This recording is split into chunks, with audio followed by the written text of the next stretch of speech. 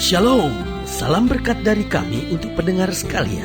Saat ini pendengar akan diberkati dengan program Hari Ini Harinya Tuhan bagian yang ke-8.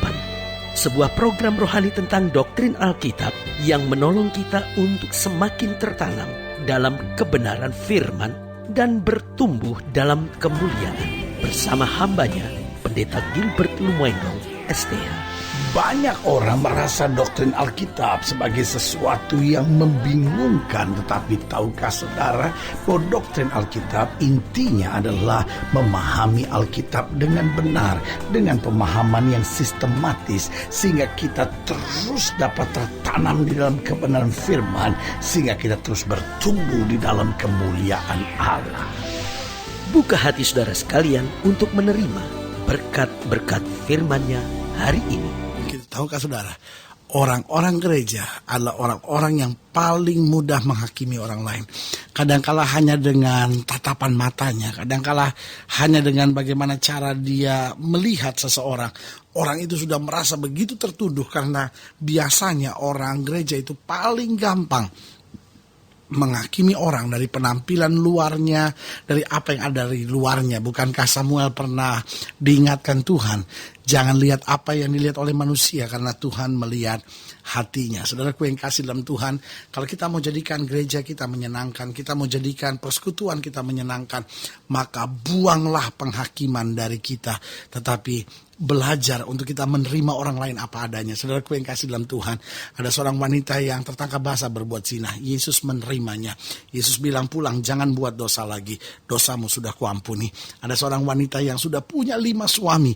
Yesus menerimanya.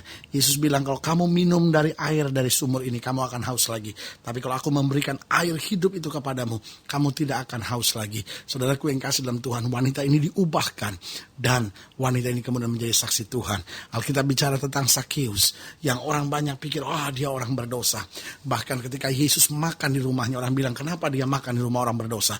Tetapi karena Yesus menerima Sakeus apa adanya, Alkitab bilang apa? Jika ada orang kuperdayakan, kata Sakeus, hartanya ku kembalikan 4 kali lipat. Saudaraku yang kasih dalam Tuhan, dunia hari-hari ini sedang kehilangan orang-orang yang bisa menerima orang lain apa adanya. Karena itu sebagai orang percaya, kalau kita ingin jadi berkat dimanapun kita berada, belajar menerima orang lain apa adanya. Jangan menghakimi orang karena kesalahannya. Dia sudah cukup terhakimi dengan kesalahannya. Tapi biar kita menerima, mengulurkan tangan, membawa dia, memperkenalkan dia pada Kristus Yesus sebagai Tuhan yang mengampuni dosa manusia, tetapi yang memberi kekuatan bagi manusia untuk berjalan dalam kebenaran. Haleluya. Selamat datang dalam program kita hari ini, Harinya Tuhan. Sebuah program rohani yang membawa kita untuk memahami kebenaran-kebenaran Alkitab secara sederhana dalam hidup kita, sehingga kita dapat mempraktekannya dalam kehidupan kita sehari-hari. Karena hanya orang-orang yang mempraktekkan firman dalam kehidupan sehari-hari yang akan berjalan dalam damai sejahtera, dalam sukacita yang Kristus berikan buat kita. Haleluya. Dan dalam program ini kita sedang membahas tema, siapakah yang berbuat dosa? Nah, saudara yang kasih dalam Tuhan, pertanyaan ini adalah pertanyaan yang menarik. Kita biasanya kalau ada masalah dalam diri orang, kita tanya, dosa apa lagi yang dia buat, ya kan? Jika suaminya lari, apa dosa ibu ini, gitu ya kan? Jika anaknya hamil di luar nikah, kita langsung tanya, apa dosa keluarga ini? Kita gampang sekali menghubungkan setiap masalah-masalah kehidupan dengan dosa-dosa di dalam kehidupannya. Nah, saudaraku yang kasih dalam Tuhan, kita tertarik untuk membahas Yohanes pasal 9. Yohanes pasal 9 itu pembahasan kita hari ini. Yohanes pasal 9 ayat yang pertama sampai ayat yang ke-7. Waktu Yesus sedang lewat, ia melihat seorang yang buta sejak lahirnya. Murid-muridnya bertanya kepadanya, Rabi, siapakah yang berbuat dosa? Orang ini sendiri atau orang tuanya sehingga ia dilahirkan buta? Saudara bisa lihat nggak? Yesus melihat orang buta itu sebagai orang yang perlu ditolong. Tetapi murid-murid Yesus melihat orang itu sebagai orang yang perlu dihakimi. Sehingga mereka mulai berkata, siapa yang dosa ya? Dia atau orang tuanya? Nah, saudaraku yang kasih dalam Tuhan, cara pandang seperti inilah yang keliru. Selama ini gereja telah menjadi tempat yang menakutkan buat banyak orang. Kenapa? Karena gereja hanya menjadi tempat pengadilan yang menakutkan buat orang-orang berdosa, buat orang-orang yang ingin bertobat, buat orang-orang yang sudah lari dari Tuhan dan ingin kembali ke jalan yang benar. Tetapi mulai hari ini kembali saya mau ingatkan, mari kita punya hati yang bersih, mari kita punya hati yang benar, sehingga kita jadikan gereja kita jadikan persekutuan doa kita jadikan rumah kita adalah tempat di mana setiap orang boleh merasakan kasih, boleh merasakan ketenangan, boleh merasakan diterima apa adanya. Murid-muridnya langsung bertanya, Rabi, siapakah yang berbuat dosa? Orang ini atau orang tuanya sehingga ia dilahirkan buta? Tetapi menarik perhatian saya apa jawab Yesus.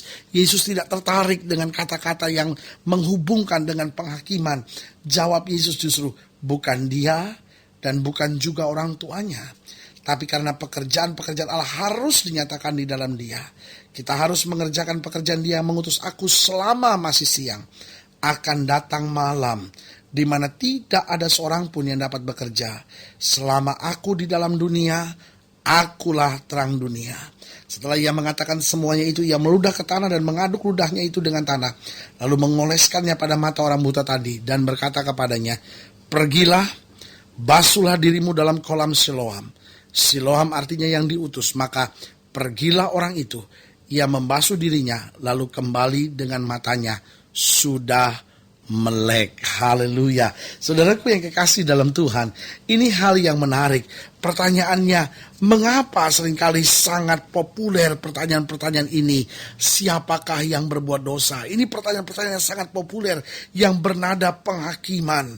Namun saudaraku yang kasih dalam Tuhan, Yesus sama sekali tidak tertarik untuk menjawab apakah dia ataukah orang tuanya. Saudaraku yang kasih dalam Tuhan, bukankah itu yang selama ini kita sedang pertanyakan?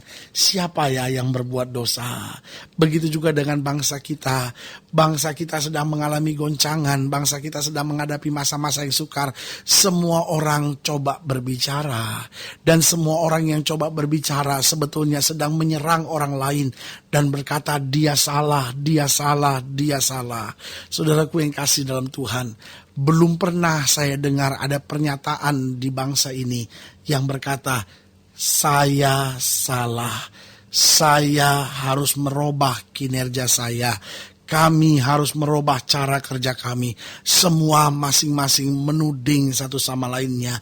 Saudaraku yang kekasih dalam Tuhan, tudingan-tudingan seperti itu bukan yang dibutuhkan oleh rakyat. Tudingan-tudingan seperti itu tidak akan menyelesaikan masalah. Tudingan-tudingan seperti itu tidak akan membawa ekonomi pada hal yang baik. Tudingan-tudingan seperti itu tidak akan pernah mendatangkan keamanan.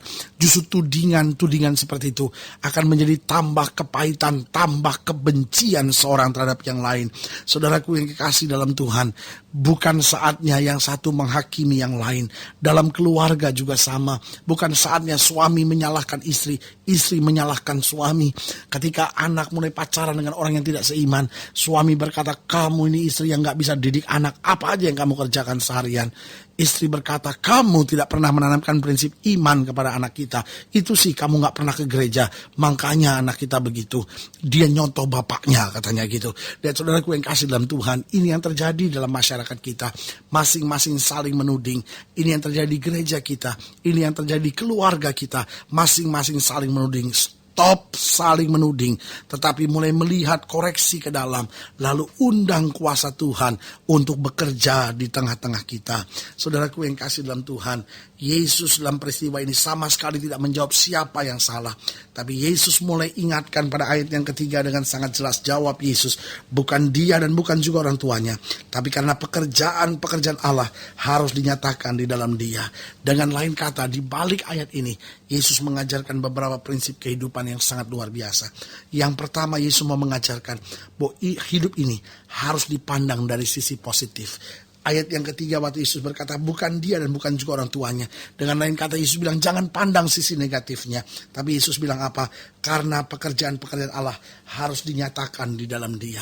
Loh, memang bisa saja penyakit karena dosa. Tetapi Yesus mau bilang sudahlah, jangan lihat itunya. Tetapi pandang ke depan.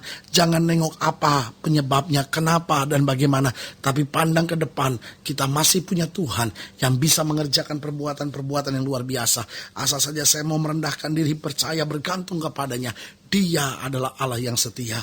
Saudaraku yang kasih dalam Tuhan, berarti Yesus sedang mengajarkan bahwa hidup ini harus kita selalu pandang dari sudut positifnya. Jangan pandang dari sudut negatifnya. Kalau saudara melihat istri saudara selalu negatifnya, akhirnya engkau kecewa. Engkau lihat suamimu dalam sudut negatifnya, akhirnya engkau kecewa. Tapi kalau engkau selalu mengingat hal-hal positif, saya percaya badai sebagaimanapun, rumah tanggamu akan tetap kuat, teguh, tangguh menghadapi berbagai tantangan. Yang kedua, di balik ayat itu apa yang sedang Yesus ajarkan? Yesus sedang ajarkan bahwa hidup ini jangan pernah menoleh ke belakang. Waktu Yesus berkata bukan orang tuanya, tetapi karena pekerjaan-pekerjaan Allah harus dinyatakan di dalam dia. Yesus sedang mengingatkan jangan noleh ke belakang lagi. Karena kau noleh ke belakang hanya mengakibatkan air mata. Bukankah ada banyak orang di tengah masalahnya selalu menoleh ke belakang? Bukankah banyak ibu-ibu menangis dan berkata, kenapa aku harus kawin dengan dia? Aku menyesal. Bukankah ada banyak anak-anak muda menoleh ke belakang dan berkata, kenapa hal itu harus terjadi? Kenapa harus saya dilahirkan dari keluarga yang broken home? Kita tangisi masa lalu, kita tangisi hari-hari kemarin, kita tangisi penyebab-penyebab masalah kita. Ini bukan saatnya kita menangisi penyebab-penyebab masalah kita. Ini saatnya kita bangkit memandang ke depan. Kita tahu ada Yesus yang membuat segala sesuatu indah pada waktunya. Haleluya. Dan yang ketiga, di balik ayat tersebut, Yesus sedang mau mengajar bahwa hidup ini harus senantiasa mempercayai pekerjaan-pekerjaan Allah. Betul ada masalah, betul ada persoalan, betul ada penyakit, betul ada tantangan. Tetapi ada juga pekerjaan-pekerjaan Allah yang akan menghancurkan setiap pekerjaan iblis dan membawa kita pada kemenangan mujizat yang luar biasa. Haleluya. Saudaraku yang kekasih dalam Tuhan, ini saatnya untuk kita bangkit percaya karena Dia Allah yang tidak pernah gagal. Kalau saudara ingin dilayani lebih jauh, hubungi kami melalui telepon, hubungi kami melalui surat, kunjungi website kami karena kami ada untuk membawa Bapak Ibu Saudara senantiasa lebih dekat pada Tuhan dan mengalami kasih kuasa mujizat yang luar biasa. Haleluya.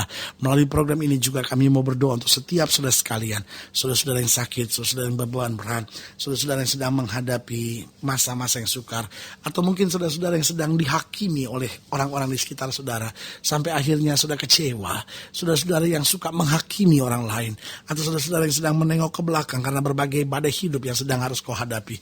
Ini saatnya saya mau berdoa buat saudara. Saudara boleh taruh tangan kanan saudara di dada dan kita doa. Bapa, dalam nama Yesus, hamba doa buat yang sakit, hamba doa buat yang berbeban berat, hamba doa untuk setiap mereka yang sedang menghadapi masa-masa yang sukar, karena kami tahu bahwa Engkau Tuhan yang tidak pernah gagal. Hamba berdoa di dalam nama Yesus, Tuhan bangkitkan iman mereka. Mereka yang mungkin hari-hari ini sedang merasa dihakimi, atau mereka yang sedang hari-hari ini menghakimi orang, mereka-mereka yang selama ini selalu menengok ke belakang, tapi mulai sekarang mau bangkit, memandang ke depan, memandang perbuatan-perbuatan Allah yang besar, bukan hanya menangisi penyebab masalah kami dan menangisi masalah-masalah kami, tapi membangkitkan iman kami memandang kemuliaan-Mu. Hamba berdoa di dalam nama Yesus, Tuhan jamah, Tuhan pulihkan, Tuhan kerjakan mujizat. Haleluya. Amin. Saudaraku yang kekasih dalam Tuhan, kita sudah berdoa. Ingat, Allah kita adalah Allah yang menepati janji. Langit dan bumi boleh lenyap, tetapi firman-Nya tinggal tetap. Bangkitkan semangat saudara, beriman, bersuka cita menghadapi segala perkara, karena bersama Kristus kita cakap menanggung segala perkara. Doa saya menyertai saudara sampai berjumpa pada program berikut, dan jangan lupa jadikan hari ini harinya Tuhan. Haleluya.